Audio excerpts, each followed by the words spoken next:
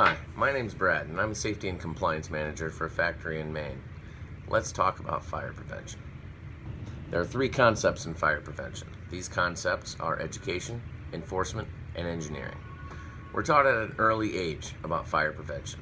In the 1980s, we had Smokey the Bear that taught us fire prevention as it applied to forest fires. Fire departments across the country regularly visit elementary schools to talk about fire safety and fire prevention.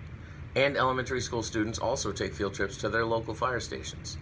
This is what I mean when I'm talking about education. But it doesn't stop there.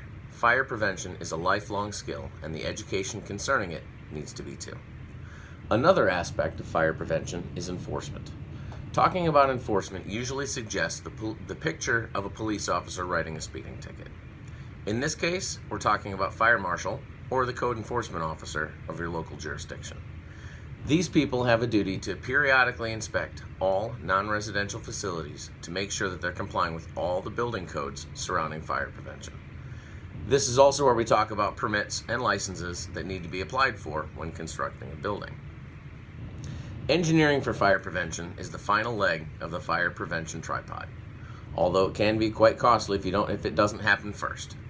When we design a building, it's engineering that ensures fire sprinklers are in the plans, that there are enough emergency exits, and that the fire resistance rating of the building materials is sufficient.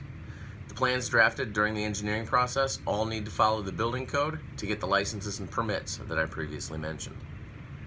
In my jurisdiction, the Code Enforcement Office is responsible for making sure buildings follow all local ordinances, such as fire and life safety codes. They also do follow-up investigations into any code violations discovered during an inspection. That office consists of the code enforcement officer, the city manager, the plumbing inspector, and the fire chief. To make sure that the code's being followed, the code enforcement officer can enter and inspect any non-residential structure. The code enforcement officer looks for things like whether the fire alarms work, the last time the fire extinguishers were inspected, if the emergency exits are blocked or if they're accessible, or if too many people are inside the building, issuing code violations for anything that they find. In my jurisdiction, any new installations of central heat or any wood stoves also require a permit and must pass an inspection before a code enforcement office will issue a certificate of occupancy. Different building materials have different fire resistance or fire protection ratings. Fire protection ratings tell you how long a door or a window can withstand high temperatures or fire, whereas fire resistance ratings will give you how long a floor, wall, or ceiling can withstand fire or high temperatures and maintain its structural integrity. Ratings are determined by testing done by different organizations. The American Society for Testing and Materials, also called ASTM, is an international organization that publishes technical standards for a variety of materials. One of these standards is fire resistance rating of building materials. Underwriters Laboratories tests products and technologies for safety. They test and determine fire resistance ratings of building materials, fire safes, flammable materials, storage lockers, among other things. The National Fire Protection Association, NFPA, plays a crucial role in defining fire protection ratings as well. They test how well doors and windows will be able to withstand a fire. Now, to determine these ratings, tests must be done. These tests are extensive and outlined in different publications put out by these testing organizations. Publication ASTM E119 Fire Test is frequently used to test materials and determines fire resistance rating of building construction and materials.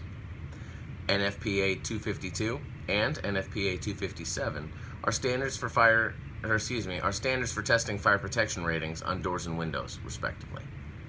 UL 263 is a standard for testing fire protection of structural steel used in building construction.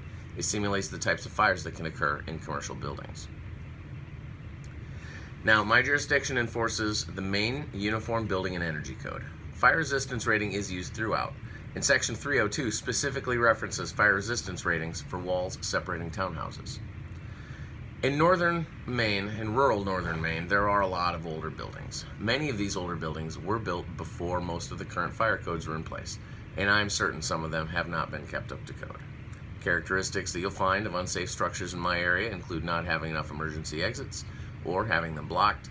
Also, not having sprinklers installed is a concern.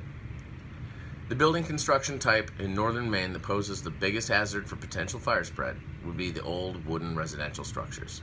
Some of the farmhouses here are over a century old, and that wood, if it catches fire, is a danger for conflagration. If these farmhouses are close to the forest, that's going to increase the potential for a forest fire. Now, plans review, that increases the safety of unsafe structures by ensuring that the structure has occupancy classifications, the topography that the fire department might be concerned with if they have to respond to an emergency. Or plans are also going to show the water supply locations, vegetation, such as whether a forest is right next to the building, and the location of firewalls and openings in the walls, ductwork, plumbing layouts, emergency exits and lighting, and the location of any built-in fire suppression systems. Now, I hope that you took something out of this little briefing. Thank you for your attention.